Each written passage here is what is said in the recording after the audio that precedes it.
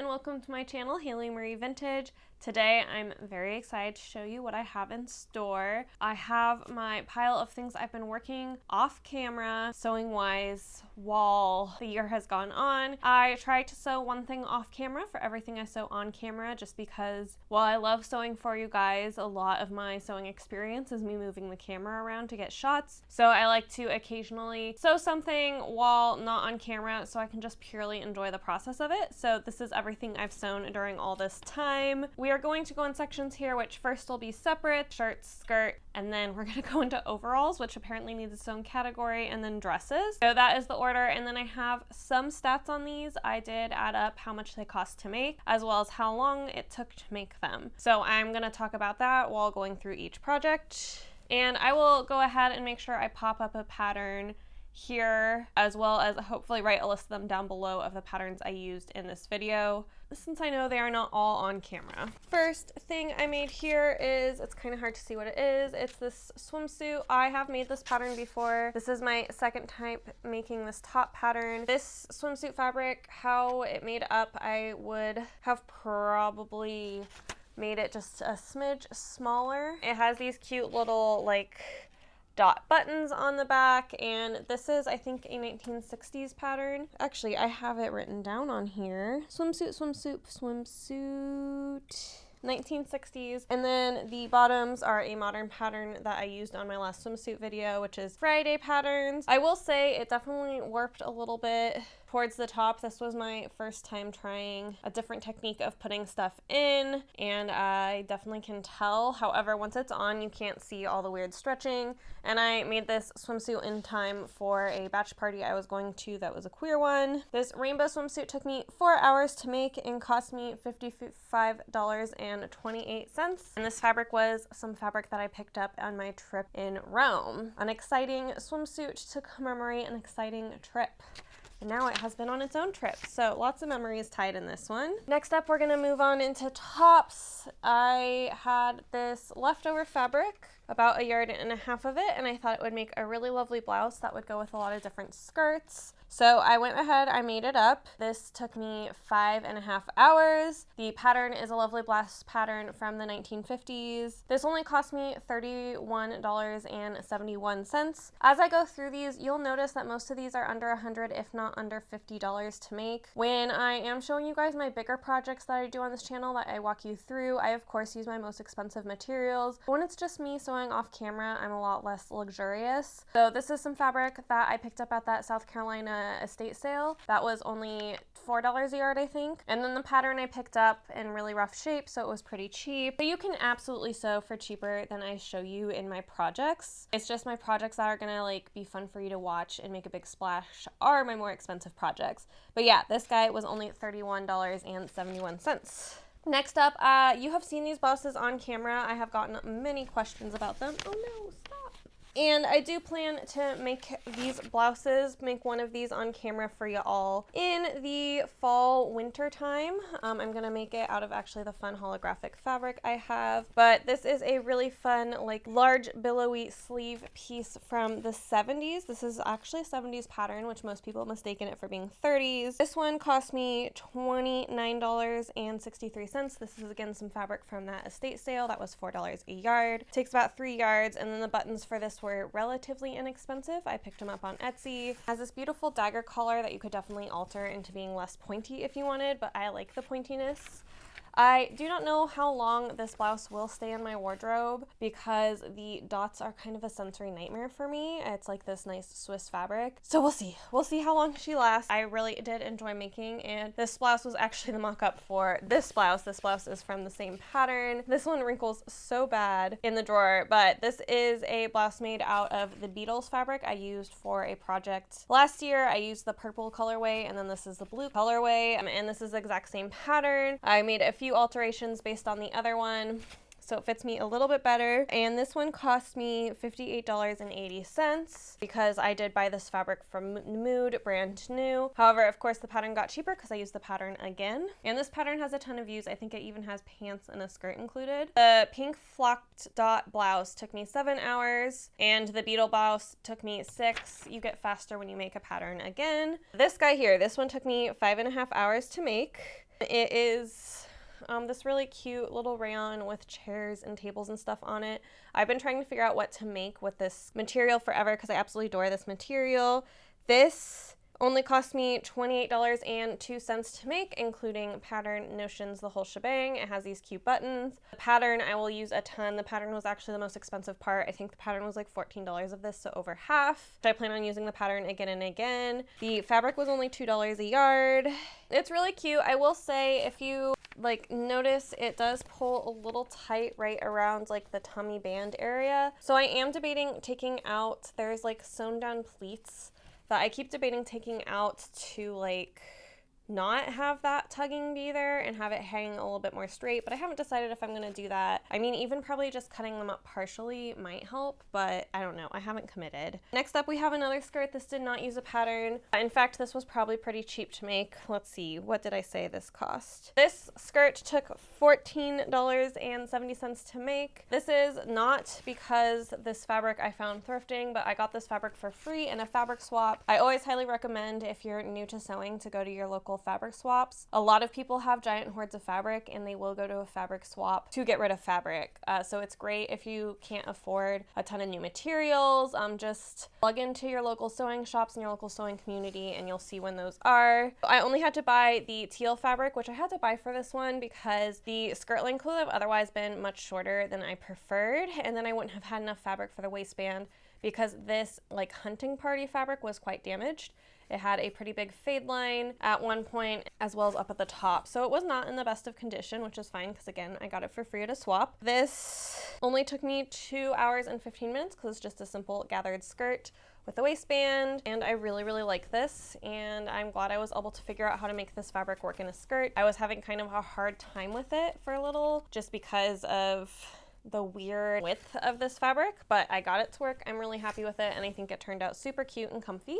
Next up, we are delving into overalls. I think I have 4 or 5 pairs of overalls in this section. I have gone a little bit crazy on the overall thing lately, but I really enjoy making overalls, and more importantly, I really enjoy wearing overalls. They're super useful in my life. So that is why I'm sure you will see not only these, but plenty more. First up are these lovely berry overalls. I found this corduroy for $2 a yard again at, I think, a local creative reuse center. Again, I want to reiterate again in this video, you do not have to spend hundreds and hundreds of dollars on a sewing project. Berry overalls only cost me $27.61, and I'm going to tell you probably $20 of that was the pattern. Everything else, the buckles, the notions, everything else I got pretty cheap. And once I start using this pattern again and again, it of course goes down in cost. And they turned out cute. Also, the pattern I use for these, you could definitely thrift. I adore these. I wear these. I get tons of compliment on these. The only thing that I don't love about these is they have a zipper that goes down the back and like pretty far down the butt, and it just feels kind of weird. The next time I make these, I'll probably move it to side zip because it's not the vibe. I don't love it. Actually, do I even have the ability to put in a side zip? Yeah, I can do a side zip on my next round. But yeah, I think these are really cute. They're so cute with the belt. You have seen these. I've gotten many comments on these in my videos. This is my lavender gay cat purple overalls that are like kind of bell-bottomy. And let me say first, the berry overalls took me 7 hours and 15 minutes to make. These ones took me 6 hours and 15 minutes to make because I made these already on camera. This is my 3rd pair of these. Yeah, this is my 3rd pair of this pattern. So I have tested it plenty, so I'm pretty speedy at cranking it out. These are, I think, the most expensive item that I made at $113.01, and that's because I bought this fabric brand new from Blackbird Fabrics because I was specifically looking for this whale of corduroy in this color for this project. Normally, I can source fabrics a lot cheaper, and normally I do for, again, my off-camera projects. These, I knew I had like a vision, and sometimes when you have a vision, if you're not willing to compromise, it just costs more money. Other than that, the Beetle blouse and the rainbow swimsuit are the second 2 most expensive, and both of those are under $60. So you can get close to fast fashion prices if you very carefully look for your material. So most of this material that I have, I got from that one estate sale. That's kind of the way secondhand fabric and buying cheaper fabric rolls is that you find one great source, so you snatch it up and then you don't find a good source for a while you work through that source. You have seen this fabric before. I made a whole dress using this fabric. I unfortunately grew out of the dress, so I made this cute little pair of short overalls instead. These took me 5 hours and 15 minutes to make. They're so cute. This is a new pattern I hadn't tried before. I did need to shorten the bib quite a bit. These ones actually took quite a bit of alterations to get to work, but I did. And these were $42.52. And again, I'm gonna tell you the biggest proportion of that is the pattern. If you thrift patterns, you're good to go, and sewing is a lot cheaper than if you look for super specialty patterns. I love a vintage overall, so I'm always looking to buy vintage overall patterns on Etsy, which is more expensive, but you can definitely find them in the thrift stores if you're willing to dig. I just am not always willing to dig. Another 1970s overall pair pattern. Actually, I think this is my 60s pair. This is such a fun pair of overalls. Maybe I'll wear them to work tomorrow for something kind of fun. Again, you've seen me use this material before in a dress. That dress does still fit me because it is very elasticy. These cost me $28.95 to make, and actually a lot of that was the fabric in here, and then again the pattern. And there are 2 buttons, so it was pretty cheap notion wise, 2 buttons and a zipper plus some thread. These I did cut a little short, so they're a little bit more cropped than I would like, but we make it work and it's still cute and there's no need to be dramatic. And I am most pleased. I worked really hard on the pattern matching here up at the top. It is not perfect, but it's pretty damn close, and I'm really, really, really proud of that. This fabric was kind of challenging to work with pattern wise, and I knew it was important what's up near the face doesn't look super crazy off. So I'm quite proud of my pattern matching skills. These actually only took me 4 hours and 45 minutes to make, so less than 5 hours. And these were so fast because unlike the other overalls where you're constructing the bib separately, there's one seam that goes all the way down and around this piece. So you don't have to construct a whole separate bib that then attaches into a waistband. This has no waistband and is just one giant piece. I will be making probably a pair of linen overalls out of this pattern because these are the comfiest overalls I've made so far. I absolutely adore them and I feel so good in them. So I will be making more of these. We have made it to dresses, I think.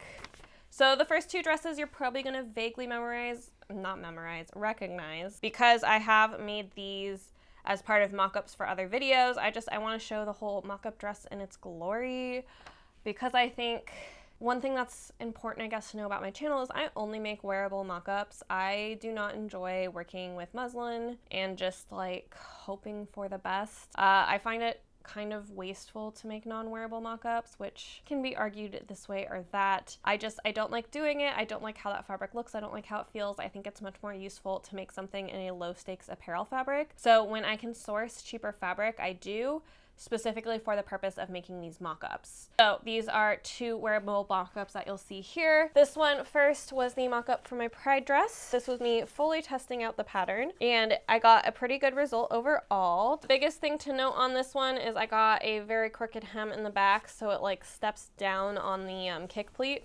But otherwise, this is a really nice dress. This is again from that estate sale, and this took me 9 hours and 15 minutes, but part of that is because this was a tester for a very complex project. So I was sizing things up, making lots of complicated things. But then this only cost me $24.76. Super cheap mock-up that I can wear and feel super beautiful in. And there's so few sheath dresses I do feel really good in that I'm really, really proud of this one.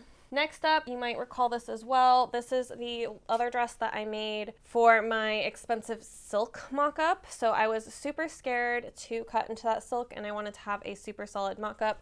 And I do. This mock-up, again, makes me feel stunning. I love wearing this dress. I feel so good in this dress. And this dress took me 13 hours to make. Again, it was a mock-up. Actually, the silk dress itself took me less time to make because I made this mock-up. Actually, that might even not quite be true because the real one took French seams and all that jazz, but I still think pretty darn close. And this only cost me $35.43. So again, when you are reusing patterns and using thrifted fabric, things can be a lot cheaper. And I have this really stunning gown that was essentially only $35 for me. Granted, it took 13 hours of my time, but if you don't calculate the cost of time in, you have a pretty cheap dress that looks very expensive here. Okay, we are on my last item. I'm really excited to show you this one. This is one that I pulled you all on and you didn't vote for it, and I will be forever salty about it. This is this really stunning black button-down dress. Of course I didn't button it down for this, so give me a second. I'm trying to remember if this is the first or second set that you voted on this year. I do make the things that you don't vote for off camera most of the time. It just takes me a little while to get to them. And I've been thinking about this dress for maybe 2 years, ever since I made the first version of this dress, which you see me in quite regularly. This is one of my favorite pieces in my wardrobe because it's really comfortable and casual, and you can like really mix it up. The first one I made the ruffled version, which was like version A or whatever, but this one I made the version without any sleeves, even though that's like technically not a version, whatever. But I made this version without sleeves because then I can put whatever blouse under it that will then maybe change the characteristics of it. Okay, now I have it buttoned. But yeah, I'm quite pleased with this. This is vintage fabric, so this is actually the second most expensive. This cost me $76.62, and that's because this is fabric from, I believe, the 1940s or 50s, and that's just always going to be pricier. It is not as pricey. Like, it's comparable to what modern quilting cotton that's like high-end costs that you would go to a quilting store for, but it's not going to cost you Joann's or thrift store prices, even though it is secondhand material. This took me 8.5 hours. It would have been a lot shorter if I wasn't thinking so hard about the stripes and I didn't take the time to make my own bias trim. This bias trim took a lot of time and effort, but if I do say so myself, it looks very, very, very good, and I love it on the pockets, and I just think this dress is really, really special piece, and it's a really, really comfortable piece that I'm going to wear all the time, so it was well worth it. So yeah, we have entered the end of this video. I hope you enjoyed it. I hope this really showed you the range of what you can spend when you sew, because again, I do my most bombastic pieces on my long-term videos, and I kind of sew my cheap pieces quietly behind the scenes.